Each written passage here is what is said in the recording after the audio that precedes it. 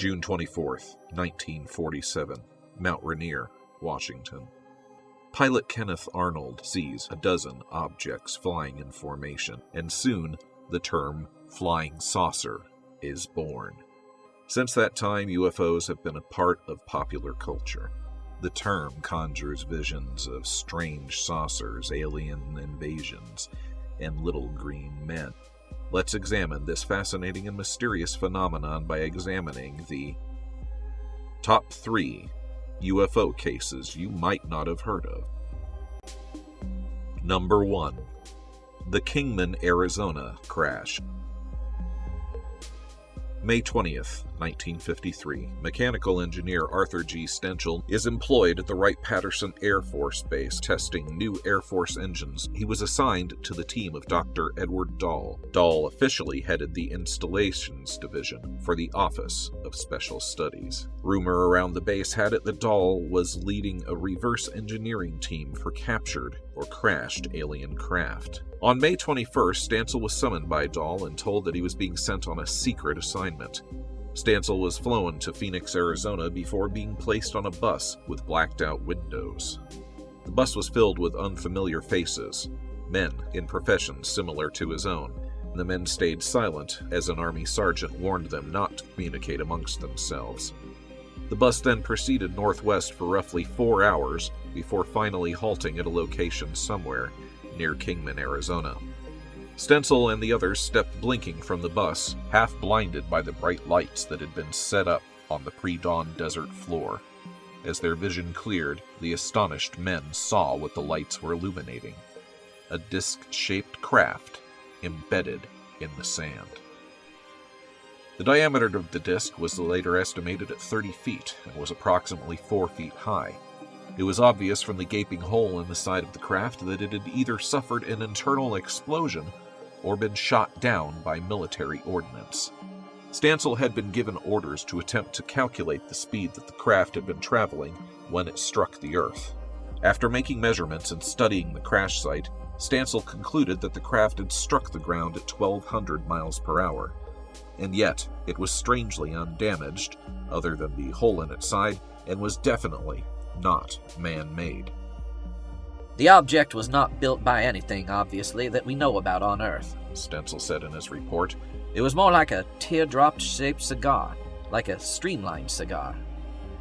Wandering about the area, Stenchel was able to glimpse the body of a 4-foot creature inside of a nearby medical tent. The creature was wearing a type of form-fitting, seamless, one-piece suit with matching skull cap. As soon as the various specialists finished their assigned tasks, the men were interviewed on tape recorder, gathered up, and returned to the bus. The wonder of what they were witnessing must have overcome caution, for Stenchel was able to hear the other men whispering of a small cabin inside the craft, one with very small chairs. Before they left, they were all ordered to sign a non-disclosure agreement and warned not to discuss the incident with anyone. The craft itself was then rumored to have been taken by flatbed truck to what would later be called Area 51. Local residents of Kingman recall military vehicles cutting off access to local Highway 95 from Boulder City to Searchlight, Nevada, and on Highway 40 from Kingman to Barstow.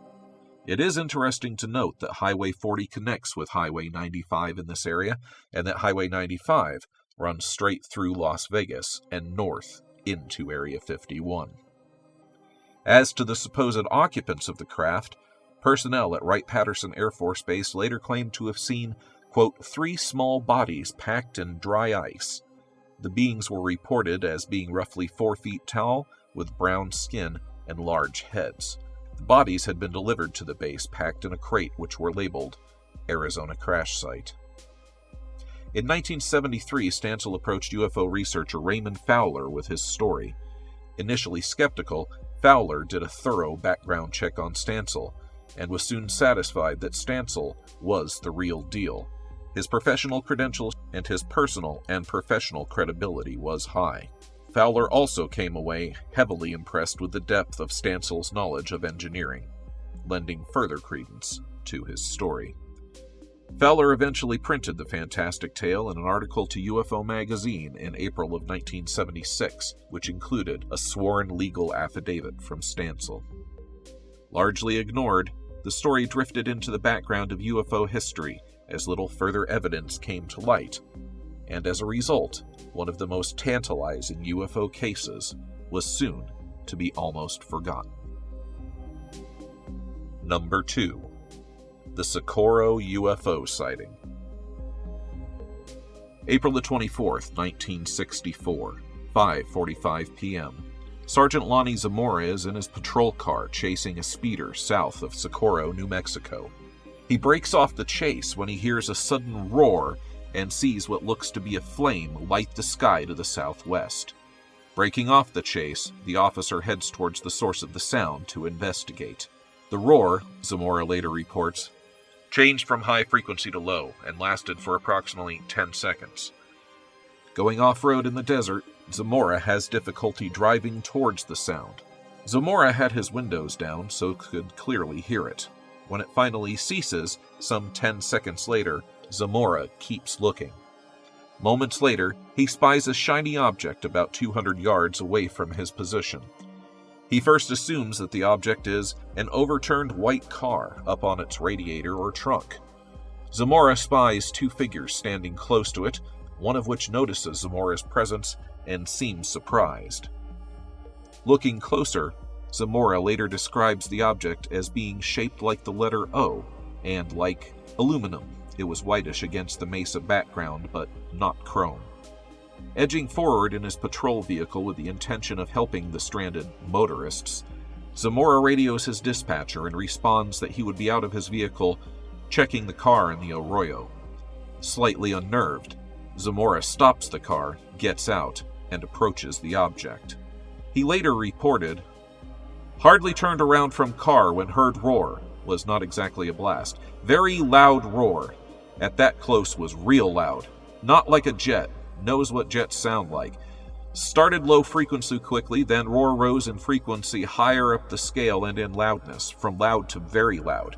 At same time as roar saw flame. Flame was under the object. Object was starting to go straight up, slowly up. Object slowly rose straight up. Flame was light blue and at bottom was sort of orange color. From this angle saw the side of the object, not end as first noted. Difficult to describe flame. Thought from roar it might blow up.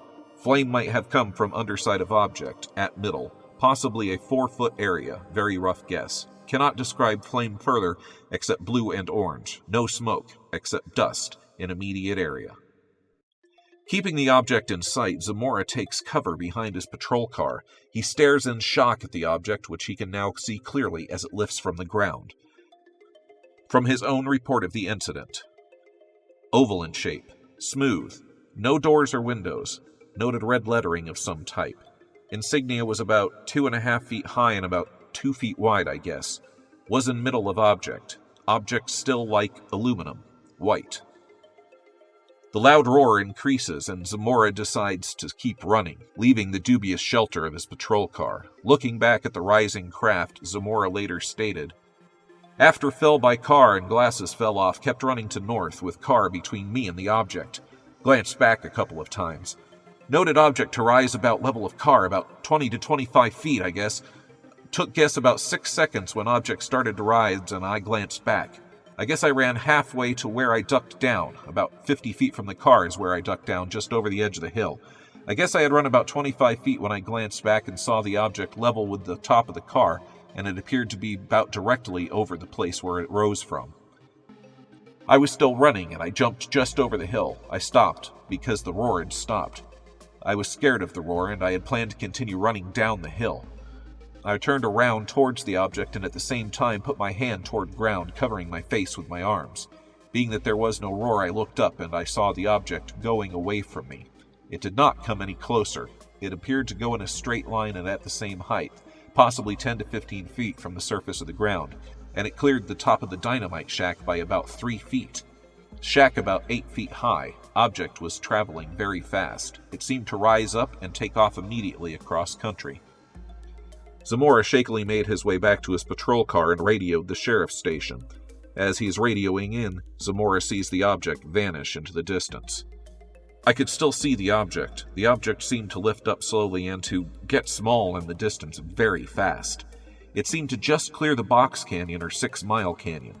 It disappeared as it went over the mountain. It had no flame whatsoever as it was traveling over the ground, and no smoke or noise.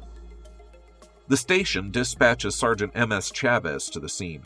Chavez does not witness the object, but arrives to find a pale and very shaken Officer Zamora.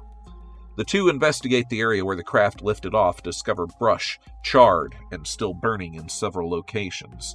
Searching the singed area, Chavez finds 4 fresh indentations in the desert soil. Zamora explains, "When I first saw the object, when I thought it might be a car, I saw what appeared to be 4 legs of some type from the object to the ground. At the time, I didn't pay attention to what it was. I thought it was an accident. I saw the 2 persons. I didn't pay any attention to the 4 legs. The 4 legs were at the bottom of the object, slanted outwards to the ground. The object might have been about 3.5 feet from the ground at that time. I just glanced at it." Queried about the strange passengers of the craft, Zamora recalls, "Can't tell how long I saw the object the second time, the close time. Possibly 20 seconds, just a guess. From time got out of car, glanced at object, ran from object, jumped over edge of hill, then got back to car and radioed as object disappeared. As my mic fell as I got out of the car at scene area, I heard about 2 or 3 loud thumps, like someone possibly hammering or shutting a door or doors hard. These thumps were possibly a second or less apart. This was just before the roar. The persons were not seen when I drove to the scene area. Just before Sergeant Chavez got to the scene, I got my pen and drew a picture of the insignia on the object." Multiple officers arrived on site soon, and all noted the fresh burn marks and indentations, but could find no trace of human activity other than the tracks of Zamora's patrol car. Later that evening, Zamora was grilled by Army Captain Richard T. Holder and FBI agent Arthur Burns, Jr. When Zamora asked if what he had seen was some kind of secret craft in development at nearby White Sands Missile Range or Holloman Air Force Base, Holder flatly denied this possibility.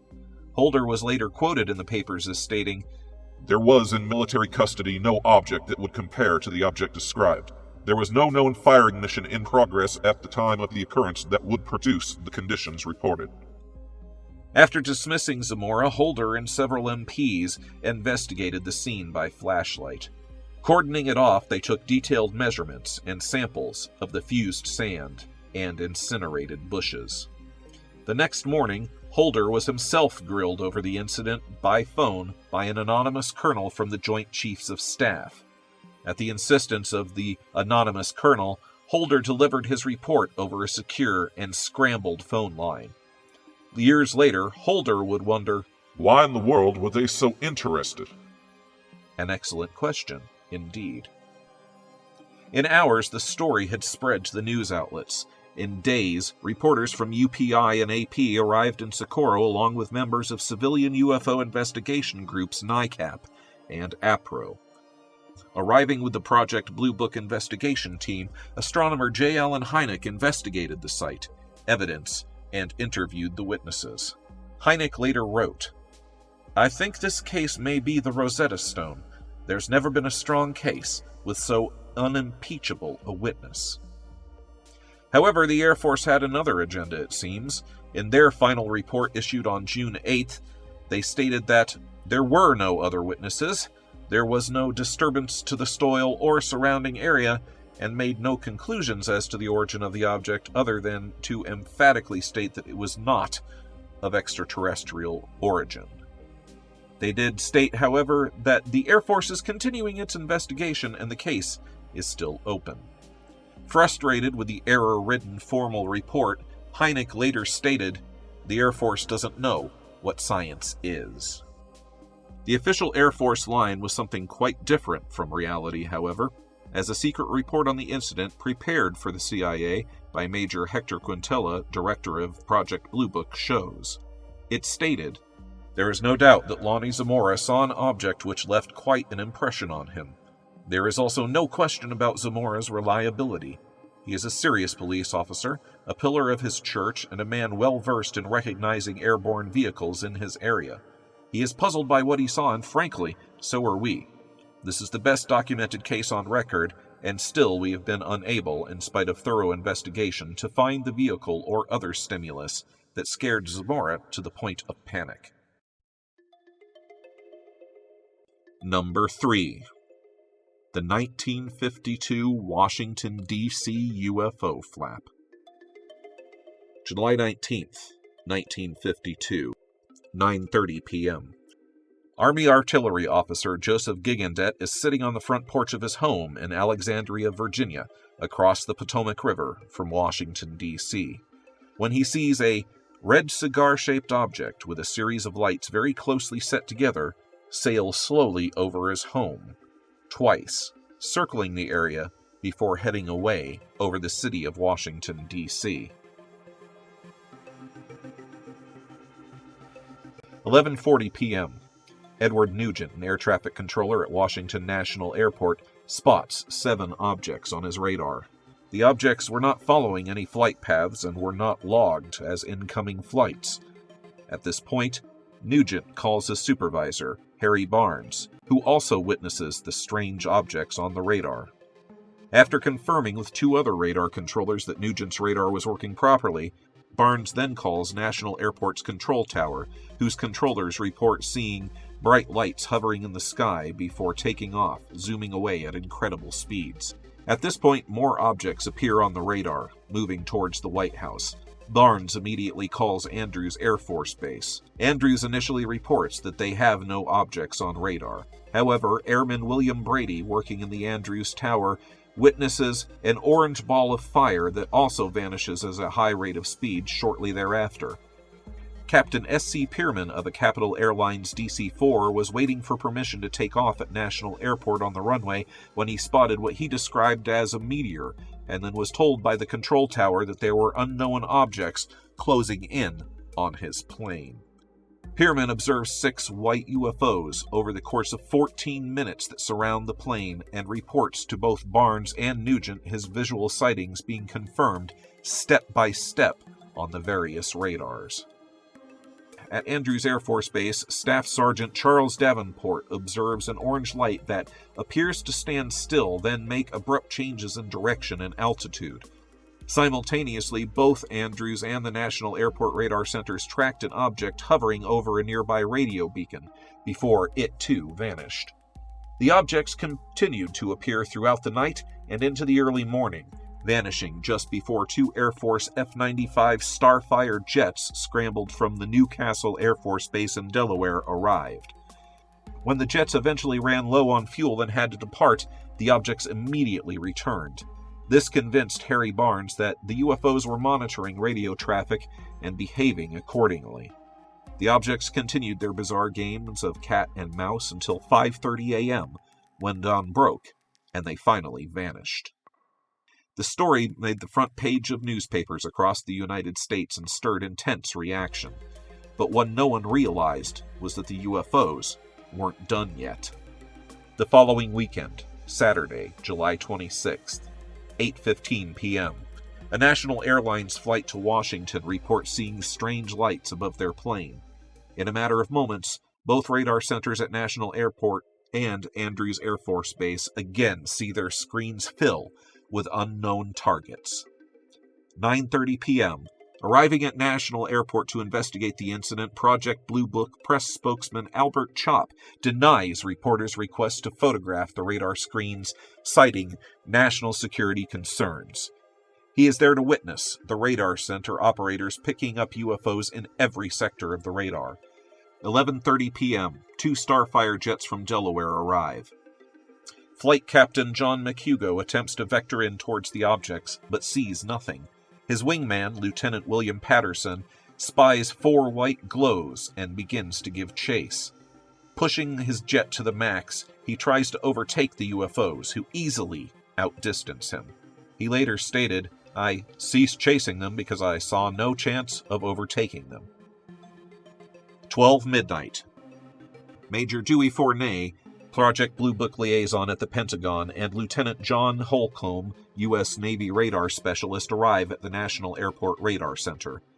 While informed by the Washington National Weather Station of a temperature inversion present over the city, he dismisses it as not nearly enough to explain the good and solid radar returns on the scopes. All present agreed that the radar hits must be caused by solid metal objects, as the operators were accustomed to seeing weather phenomenon and had seen and noted the presence of the temperature inversion already. 2 additional jets were scrambled. As before, the pilot sees nothing, while the co-pilot is left to play tag with vanishing lights. Civilian planes flying into Washington also correlated lights appearing where radar blips were reportedly located. As on the previous weekend, the UFOs vanished at dawn, leaving the jet fighter pilots and the observers as puzzled and frustrated as before. This brings us to the possible explanations. As usual, we'll cover the top 3 most interesting. Number 1. Alien contact. What if UFOs are exactly what they appear to be? Advanced intelligences visiting us from other worlds, perhaps even other dimensions and other times. Is it possible that just as we send probes out into space in order to explore, other civilizations have done the same, finding out about life on our planet? Is it possible that we have been contacted by an extraterrestrial civilization and that the government is covering up the evidence? Number 2. Military experimental craft. Another common hypothesis used to explain the UFO phenomenon is that secret military or black ops projects. It is fairly well known that the United States has 2 budgets, one that operates openly and a black budget for military projects that operates without accountability, so no real figures are given, but it is known that the black budget annually is worth at least several $billions. These funds are ostensibly spent in order to keep us as citizens safe by developing new technologies to outpace our enemies. Is this what we are seeing? Is the military testing strange new craft, perhaps with revolutionary properties? This would account for a majority of the sightings throughout the 1950s and 60s when we were at the height of the Cold War and the technological and political race against the USSR was in full swing. Number 3. Natural phenomenon. We here at PNT strive to cover all aspects of the issue, and as usual, we must apply Occam's razor in this case. With aerial and astronomical phenomenon, is it possible that masses of people are simply misidentifying natural phenomenon such as stars, comets, and even artificial phenomenon such as satellites and high-flying passenger planes? Could this truly account for the hundreds of thousands of reports each year across the globe? Or is it in fact, as many believe, and we are being visited by beings from other worlds? We here at Paranormal News Today invite you to investigate further and draw your own conclusions. We thank you for watching PNT and welcome your comments and suggestions for future episodes. Click like, share, or subscribe below to help support us and bring you the stories of the strange, weird, and bizarre that you want to see. I'm your host, reminding you to keep an open mind, because a closed one shuts out the truth.